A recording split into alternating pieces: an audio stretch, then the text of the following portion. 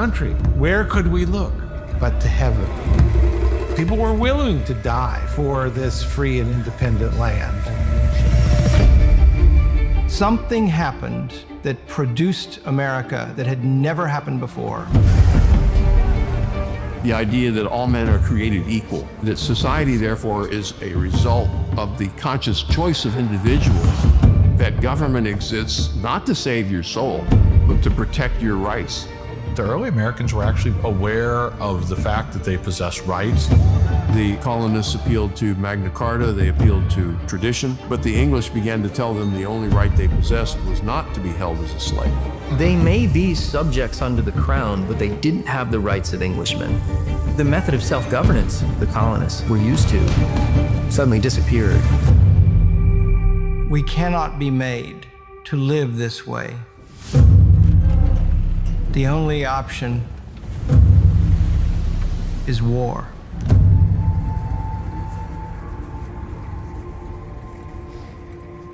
Thank you, guys. So how many of you guys feel that that was like the introduction to any of your college classes? That was way better than like I went to medical school. We never get any kind of advertisements getting in a class like that. Now, how many of you guys actually really like history? Ooh, see, there's a couple of you smart people. The rest of you like math and science. That's where the rest of you guys hang out. My wife's an engineer. Math and science. So I did go to medical school, so math and science, but I like a good history. I like a good book. And I don't know how much you guys paid attention in school when we talked about Thanksgiving, but there was a whole bunch of people from a different continent that came over to this continent to blend in with the people who already lived here. You guys wouldn't know anything about that, right? Like nobody started a different continent and then moved to America. No, it's not something contiguous. When I was preaching this, actually this morning at my church, you got to understand the difference. The paradox is hilarious. This morning, outside of my family and 2 young men, the youngest person in my church is 65. Right? So now I'm going to preach the sermon to what's the oldest person in here, like 30, 34. Right? Like I'm 50, so at least you guys are younger than I am. So there's 2 different spectrums on this whole thing. And my wife and I were talking about this because I'm a smart man and I run my sermons by my wife because, well, no one needs to repent like my wife. No, because she's a big help to me. And we were talking about Americans don't understand friendship. They don't get it like Ukrainians do. Now, I don't know, maybe it's different in the Italians, right? Maybe it's different in England, right? But I understand Ukrainian. And you guys know the difference between знакомство и дружба, right? In America, they don't seem to get that. Like, everybody's a friend. Like, you ever heard that phrase, I know a guy. Like, he's my friend. Really? Like, what's his mother's name? I don't know. Like, have you ever been to his house? Well, no, but he's my... How is he your friend if you don't know anything about him? I mean, come on, seriously. And forgive me if I speak in Russian, I don't speak in Ukrainian. That's a different topic for a different time. But do you know there's a difference between здравствуйте, здрасте, приветствую, и привет. Right? There's like different levels of your friendship. Do Americans have that? It's like, what's up? It doesn't matter if you know them or not. Right? So they don't get like there is a status of you're close to me or you're not so close to me. They don't get that. We have things like my friend, my best friend, my real friend. If you're with the bros, there's like my 2 a.m. friend. You guys know what a 2 a.m. friend is? It's that guy you call at 2 a.m. and he didn't just hit snooze and hope that you figured it out on your own. He actually woke up, answered the phone, he's willing to help you. That's your 2 a.m. friend. All right, we have foxhole friends. That's the guy who's like in it with you. If he wasn't your friend beforehand, you 2 guys standing in a foxhole getting some junk coming on you, like he becomes your friend. He's got your back, you got his back. We'll figure the rest out. We also have the phrase in English, the fair weather friends. Yeah, we don't like those so much. So I want to get into some biblical reasons on friendship, right? Not the reasons why you should have them. Now, here's the thing I want you to pay attention to, because these are not going to be easy. As a matter of fact, some of them are going to be a little bit difficult. They're going to be a little bit in your face, but there's 2 different sides I need you to get. Are you this type friend? Are you being this friend to someone? And do you have one of these friends? Like, you could be the 2 a.m. friend, right? But Are you a 2 a.m. friend? Right? You see, there's two different sides. I can't spend all night preaching both sides of that. You guys are just going to have to take that with me. Do you have one, and are you one, is what I need you to ask. Now, here's the first thing, and I actually asked Kona when we started this, how many of the vrosli, how many of the adults are going to be here? Because I'm going to say some things that they might not like. You guys ready for me to say things that the older people aren't really going to like? Right? You're like, okay, this is a preacher's trick to get you interested. Like, this is what I'm trying to pull off, okay? How about this? There's a story in the Bible about David and Jonathan. You guys know the story of David and Jonathan, right? So David, the King David, the David who killed David, of David and Goliath, who killed Goliath, he had a friend named Jonathan, and Jonathan happened to be the King Saul's son, right? But this is the worst soap opera that you've ever heard in your life. The Santa Barbara to the extreme. His best friend is Jonathan. His wife is Jonathan's sister. His father-in-law is the king, and he's trying to kill him. Like, they make TV series about stuff like this, right? And this is the situation that's going on. If you put up 1 Samuel chapter 18, 1 Samuel chapter 18, there you go. And it came to pass, when he made an end of speaking unto Saul, that the soul of Jonathan was knit with the soul of David. Now, I want to just stop there, and I want to pay attention to that word knit just for a second. It's when you take this fabric, and you take this fabric, and you put them together, and you sew them. Now, to you, that's probably maybe clothing, maybe it's a purse, maybe it's something. I don't know what that's all about. I was a surgeon. So when you have a wound, and I'm taking one piece of skin, and I'm taking another piece of skin, and I'm putting them together, and I'm sewing them close enough that they eventually will become one, right? That's the idea that the Bible is using. It says, right, that the soul of Jonathan was knit with the soul of David. I don't know if you can get much closer than that, right? And Jonathan loved him, David, as his own soul. And Saul took him that day and would let him go no more home with it to his father's house. Then Jonathan and David made a covenant. I want you to pay attention to that covenant. They made a promise, they made a pact. I don't know about your generation. Like I said, I'm the old fogey here, but when I was growing up, we had things called blood brothers, where I actually, with Eric Wolf, I cut my hand, he cut his hand, we held hands, right? We didn't hold hands. We shook hands. We're men, we don't hold hands, right? We shook hands, and we became blood brothers. And he says he made a covenant because he loved him as his own soul. And Jonathan stripped himself of the robe that was on him and gave it to David, and his garments, even his sword, and to his bow, and to his girdle. He basically said, all of the authority that I have as the king's son, as the prince of Israel, I take off and I give to you. That's big. That's really, really big. And I'm not going to get into that as much as I want you to understand that there is a friendship here that is nothing. But David and Jonathan were both soldiers, and they were soldiers in their own right. Jonathan wasn't like the little guy following around. Jonathan actually killed hundreds of people on his own without David being around. Like, these are two solid soldiers that got knit together as friends.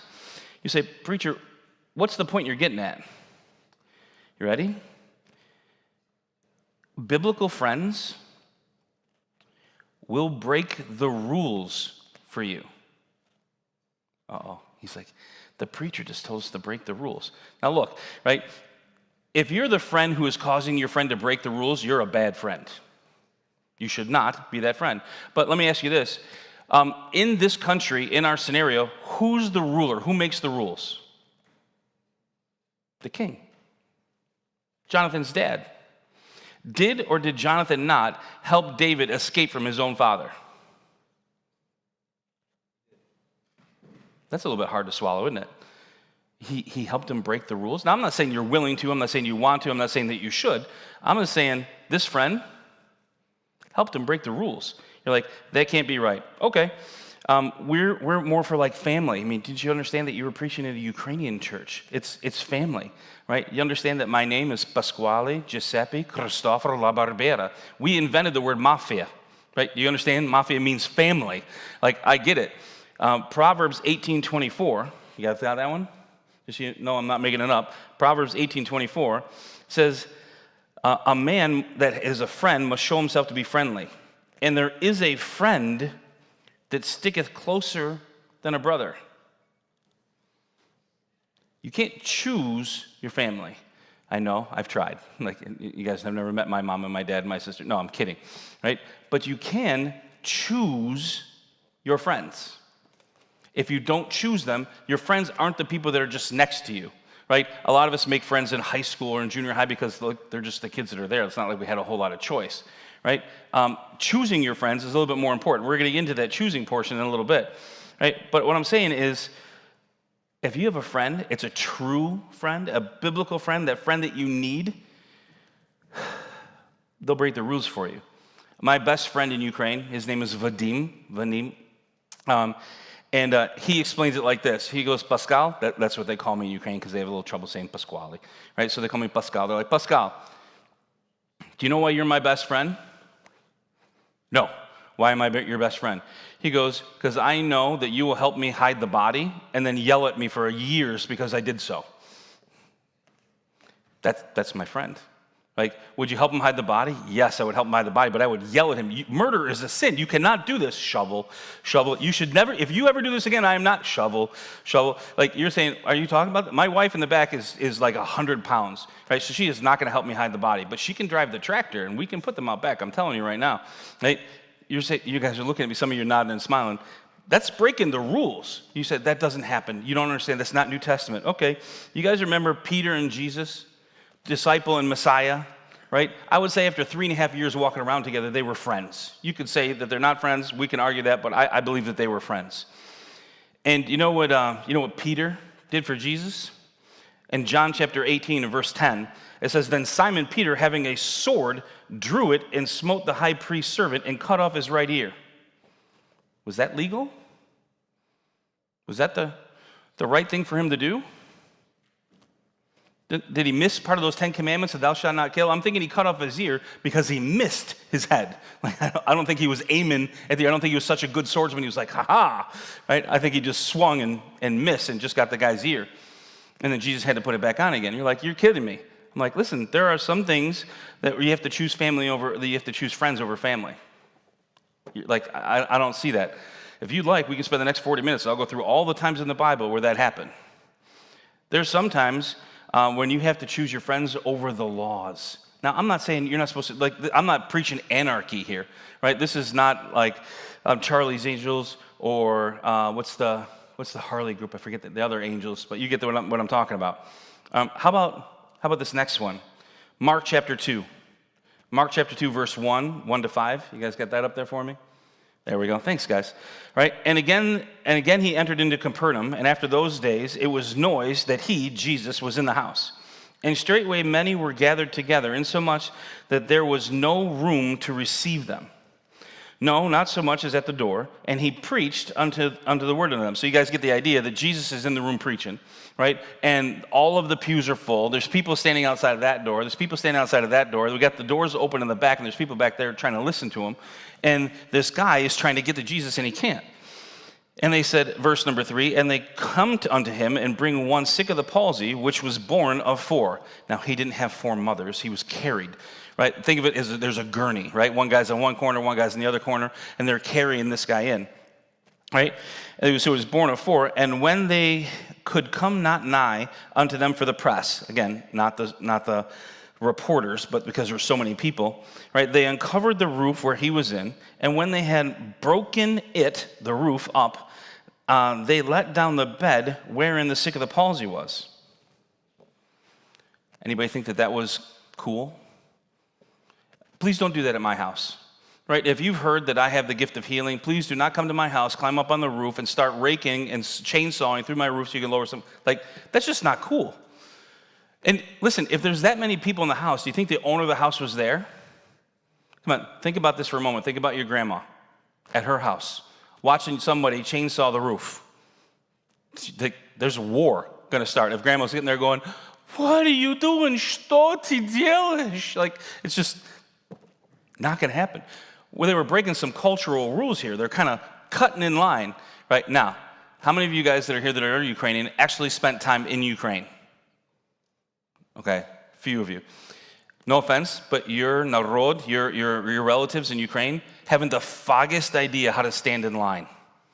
They just don't. There's no, like, there's line and there's rules for that. In Ukraine, they just mob and they look like kto kroshi, like who's the next one, right? And then you get to go away and come back to your spot. You don't get to go away and come back. Like, there's rules for standing in line, and these guys totally just broke the rules. Let me ask you a question. Do you have a friend in your life that'd be willing to break the rules to get you to Jesus Christ? You're saying, I'm already saved. I wasn't talking about salvation. What if you're going off the rails someplace? What if you're spending time with the wrong people, you're doing the wrong things? Do you have a friend that'd be willing to break the rules to get you to Christ? Are you a friend that would break the rules, the cultural rules, the family rules, to get you to Christ, to get them to Christ? This isn't like, ooh, we're friends because we like pinky swore and we text each other till 2 a.m. This is legit. Are you a real friend? A biblical friend? Let me push this on a little bit. Number 2, if you have a biblical friend is a biblical friend will tell you things you don't want to hear. Now, there's 2 sides of looking at this, right? Like, if I am your biblical friend, I'm going to tell you some things that you don't want to hear, right? If you are my biblical friend, you are going to tell me some things I don't want to hear. What are you talking about? Right? We're going to go back to David for a minute in 2 Samuel verse 12. Now, let me tell you the story. Right? I think you know this. This is one of the most popular stories in the Bible, where David sinned with Bathsheba. He did something horrible, right, that he ended up setting up his friend to go and get killed so that he could have his wife. Right? We're not going to get into the details of the story. Right? David did it and is not feeling horrible about it. Not the fact that he saw somebody, he did something, he sinned with that person, and then he tried to kill it and cover it up. Like, this is nothing that you guys have ever tried to do. I'm sure you guys have never sinned to try to cover it up, so your parents or friends never knew. That's never happened, right? But nonetheless, he's sitting there, and he's trying to cover it up, and then his friend, the prophet, Nathan, comes in and he says, hey, listen, there was this guy, and he had some sheep, and another guy who had more sheep than that guy came and stole one of his sheep. Right? And now left that guy poor and sheepless. And David's like, how could he do that? You tell me who that man is, and we will go and we will kill him and punish him. And Nathan looks back at him and goes, thou art the man. Now, it wasn't like, thou art the man. It was like, you're the guy who did it. Now, he had to be creative enough to go out and around the story and come back and say, look,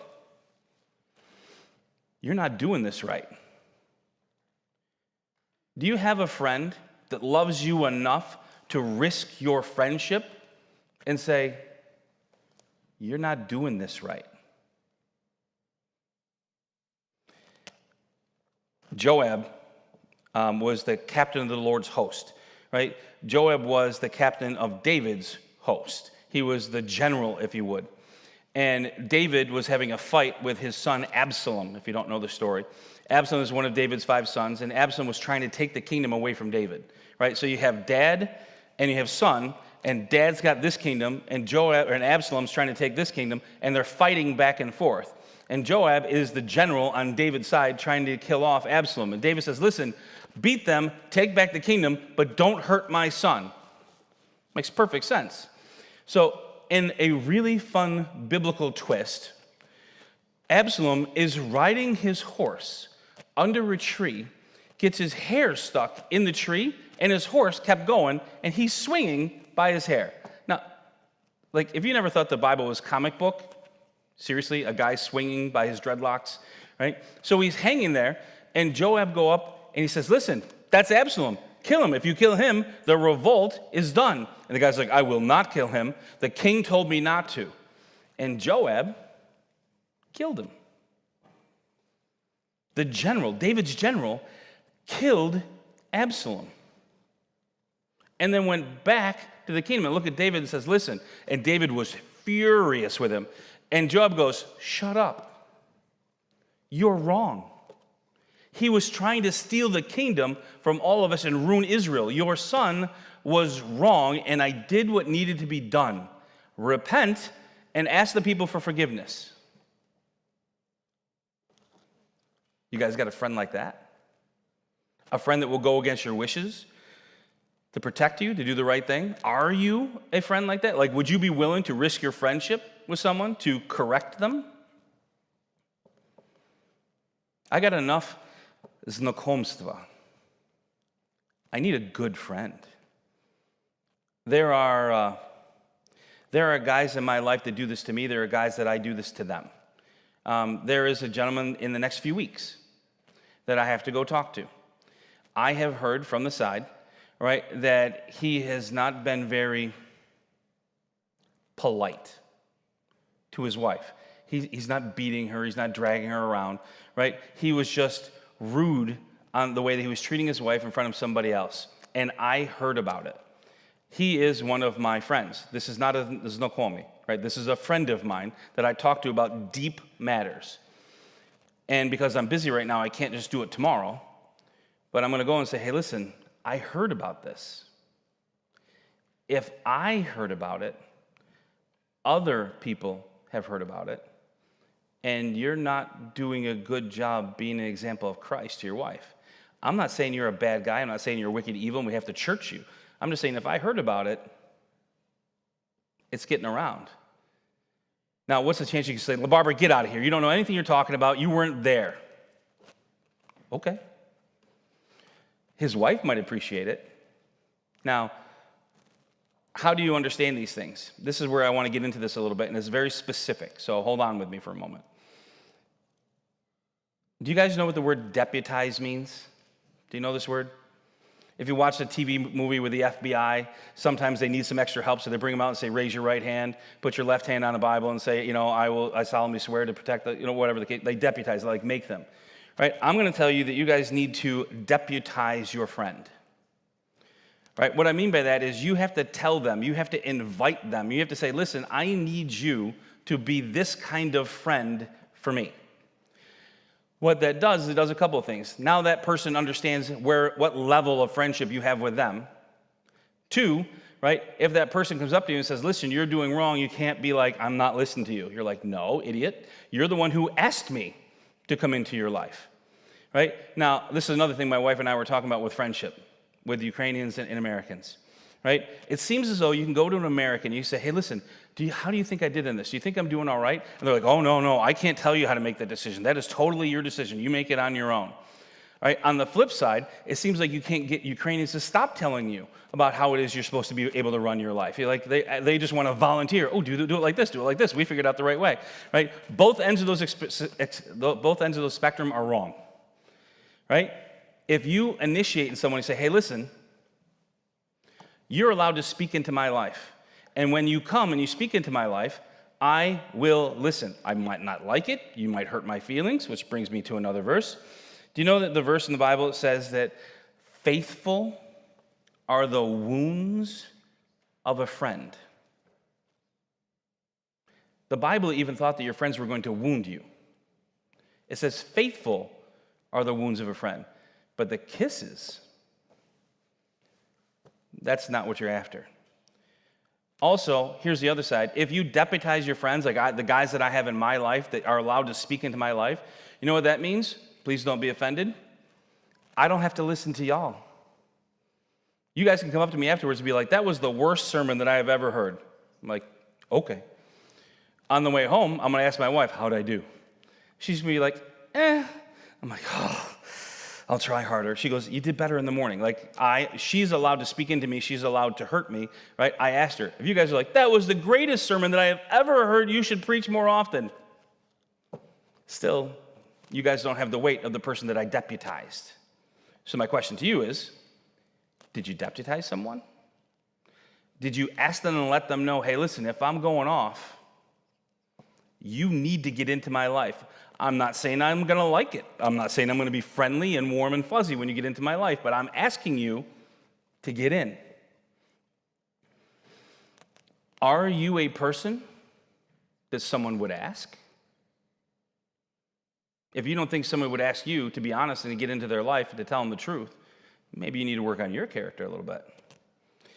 So a biblical friend it will break the rules for you, but you shouldn't ask them to. A biblical friend is someone who's going to tell you some things that you don't want to hear. Now, I've mentioned this. I'm going to take this one step farther. We're going to go back to Jesus and David. Yeah, Jesus and Peter, right? You remember what Peter said to David? I did it again. What Jesus said to Peter? Get thee behind me, Satan. Bet you they had a warm, loving relationship, right? They just hugged after that one, right? If you read it in the context, 2 verses before that, Jesus says, listen, Satan has desired to sift you as wheat, but I have prayed for you that your faith will increase. Now, that's a friend that I want. A friend that's going to pray for me, knows that hard times are coming, but when I go too far, he's like, back in line. Now, here's the other side of this. Friends for counseling, right? Now, you understand, will tell you things you don't want to hear is they're going to correct you. There's the other side of tell you things you don't want to hear. How about this? In my life, I've had friends that came up to me. There's one particular friend. He comes up to me and says, hey, listen, I'm in a really, really, really hard place. My daughter just came back from the military, and she's gay. And I'm a deacon of a church. Am I supposed to throw her out of my house? Am I supposed to correct her? Am I supposed to love her? What am I supposed to do with the situation? I want to explode and tell her how that's wicked and it's how it's of the devil and it's not right? But my wife is going to cry because I threw my daughter out of the house, and what am I supposed to do? Can I tell you? That is not something that I really wanted to hear. Because now I have to bear that burden with him. And we've got to get in, and he's got to tell me how he's hurting, and I've got to give him advice how to go back and keep his family together. Can I tell you, I just got through yesterday, 2 hours on a conversation with another pastor down in Florida about child rearing, about what's going on with his teenage son and with his teenage daughters, right? And we had to go back with this is good, this is bad, this is what's happening, right? Can I tell you, as a friend, now we're both pastors, right? So sometimes a pastor has to have another pastor friend. He can't tell the congregation, right? So as another pastor, I have to carry that weight with me, and sometimes come home and my wife look at me going, what is wrong? Like, I can't tell you. It's not me. It's not us, right? I'm just carrying something that's really heavy for me right now. Are you the type of friend that someone can come and tell those things to and not feel like you're going to judge them, but that you're going to help them through it? A true friend will tell you some things that you don't want to hear, and it'll be hard for you to carry. All right, so number one, a true biblical friend will break the rule for you. A true biblical friend will tell you things that you don't want to hear. Here's my last one, then I'm done. A true biblical friend will let you interrupt their life.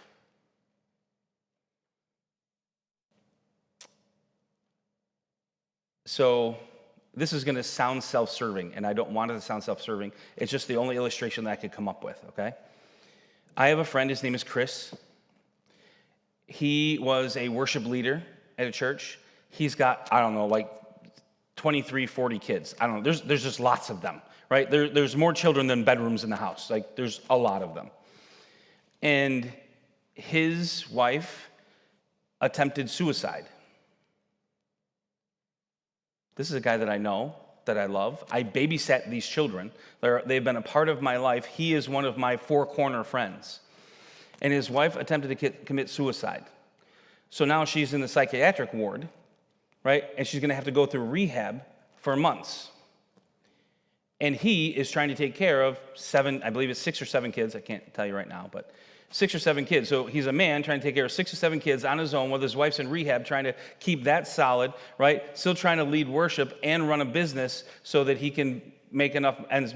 Like, you get how this is hard, right? He calls me up, tells me what's going on. I look at Katya and I'm like, look, do you think you can go down there for like a month or two and kind of be mom to the kids? I'll take care of Emily and Dima and Pasquale and Isabella. I'll take care of our 4 up here if you'll go down and take care of his 7 down there so he can actually work on his marriage. I'm willing to interrupt my life for 2 months to save his.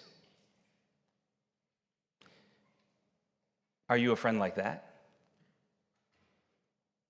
I mean, that goes back to the 2 a.m. friend, right? But it's not just, can you don't come and get me at 2 o'clock in the morning? It's like, will you stick with me for the next few months? I have walked my friends through 8 to 10 months of chemotherapy.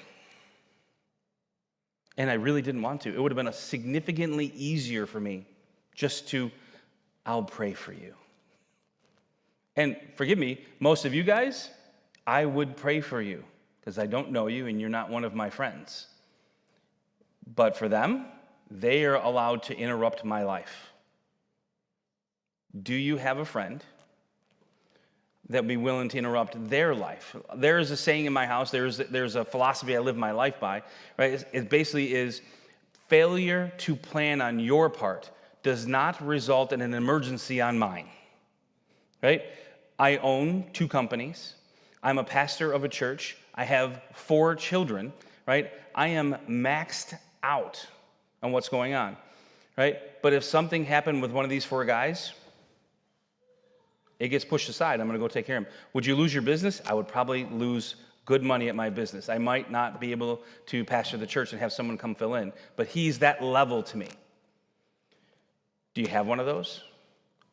Are you one of those? You understand the difference between the high school friends that like, we're besties, and a real friend? Can I help you with something? Like, we were on the way over here, and I had to tell this to my wife, and then I'm done. This is the end. Really, I have no more points, right? You guys know what a click is, right? Now, I said this to my wife. She goes, yeah, it's a sound, click. I'm like, no, not that click, right? The click where there's like the 3 girls or the 5 girls or like the 2 boys, and they just always hang out together. Can I just like push this at you for a moment? They're not friends. They're emotional support people. That's not a friend. Like, but you don't understand. Like, we all hang out together. If I was a way that I could show you at 50 years old what high school looked like for me 35 years ago, right? Those people are still not friends. You're like, well, there are some of them. Yeah, we call them the Golden Girls, right? And they never did absolutely anything in their life whatsoever. It's a clique. Right? And they're emotional support people. There's something mentally wrong where they can't stand on their own 2 feet and they need someone else to do it for. Like, we made movies about them called The Mean Girls. Sorry. Not true friends. You're like, but you don't understand. We've sworn to do this forever to each other. Well, great. Let's see what happens when you move to college. Now, your wife, your husband to be, when that happens to y'all, should be one of those friends. In my family, if someone in my family calls twice in a row, that's a rule that we have. They just call, I don't hang up because I don't pick up because I'm busy, and they call again. I don't care if I'm sitting down with the President of the United States, the phone gets answered, I'm like, I'm sorry, I'm out. You guys lock up when you leave. There are only a handful of people that are allowed to do that in my life. In my family, my daughter, my son, my wife, and these 4 guys are allowed to do that. Do you have someone like that? Are you someone like that? And if not, you need to find you one. You need to go pick them, talk to them, deputize them. And if you're not, if no one is calling you and picking you, work on your character. You're like, okay, I'm bringing this whole thing around. Hopefully, I took this plane all the way out here, and now I'm bringing it back. We started talking about Thanksgiving. Do you know why the Puritans, the British Christians came to America? Is they were trying to escape religious persecution. And they were going to starve and die in America because they couldn't farm, they didn't know how to do this. They were the aristocrats that had enough money to get on a boat to make it to America. And the Indians, the savages, decided to help the poor Brits by teaching them how to like put a fish underground, then put the seed on top of it so that it would grow. And Thanksgiving was a celebration of the Indians, the savages, and the Puritans getting together, the pagan savages and the Puritans sitting at the same table having dinner because they helped each other get through it. That is what we're celebrating. Our Thanksgiving, our Friendsgiving, is if you have a friend, if you are a friend like I just got through talking about, you have a lot to be thankful for. Because that's not normal. It's not normal to have a friend like that. But if you can make one, if you can be one, if you can work on it together and make that pact, friends get built on stuff you go through, not on cute TV shows named Friends that we watch. Father, thank you for the friends you put in my life. Lord, thank you for the friends that they are to me. God, please help me to be the friend that they need me to be. I would ask you to please make it at a convenient time, but Lord, if they need me, give me the strength to be what they need. Let me be the shoulder they need to cry on. Let me be the counselor they need to speak to. Let me be the one who's got courage enough to interrupt their life and correct them. Please, God, give me patience, understanding, and the will to listen to them when they're going to correct me in the things that I want to do that are wrong, and how I treat my wife, and how I treat my family, and how I run my business. God, I pray as these guys come in tonight, they probably just wanted to sit down and have a nice fellowship dinner with each other, and Lord, I pushed on a button hard. God, please let them take it away. Let them feel challenged, and let them think about it all night, all day tomorrow, and please encourage them to be the biblical friend that you desire us to be to one another. I love you and I praise you. In Jesus' name, amen.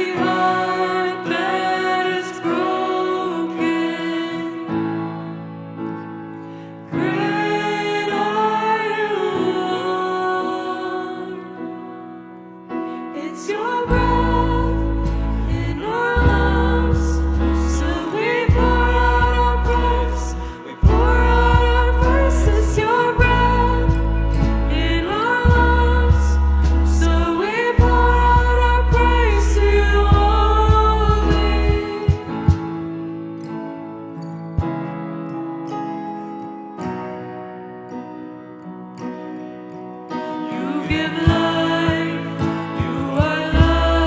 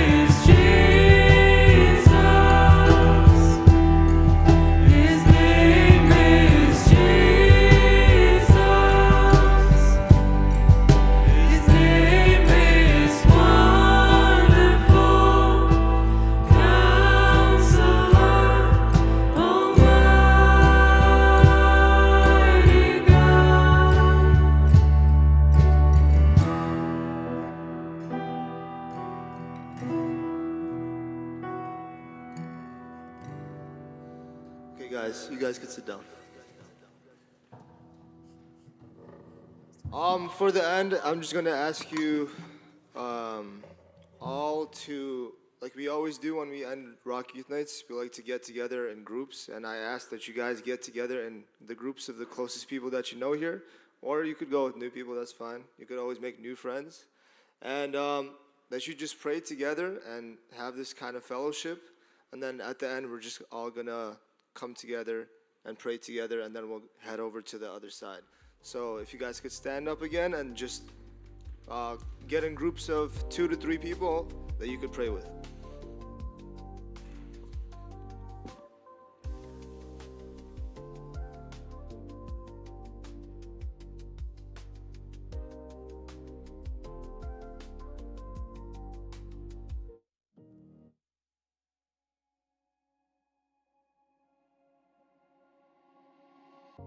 When I am weak, you are gracious.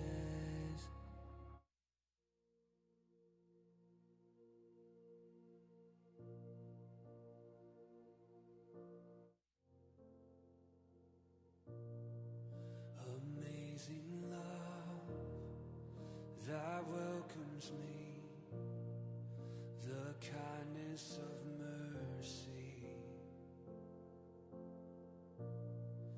that bought with blood wholeheartedly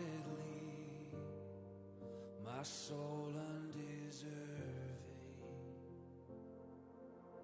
God, you're so good. Oh God, you're so good. God, you're so good. You're so good to me. Behold the cross, age to age, and hour by hour, the dead are raised, this sinner saved, the work of your power. God, you're so good. God, you're so good. God, you're so good. You're so good to me. Oh, yes, you are. God, you're so good. God, you're so good. Oh, God, you're so good. You're so good to me. I am blessed, I am called, I am healed, I am whole, I am saved in Jesus' name.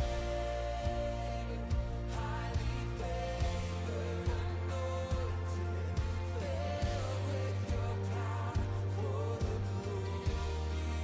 Jesus' name.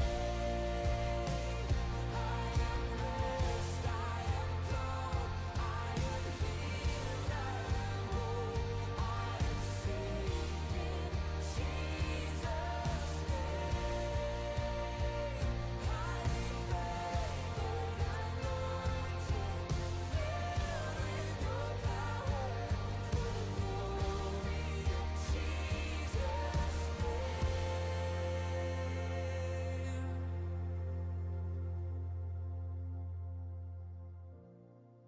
And should this life bring suffering,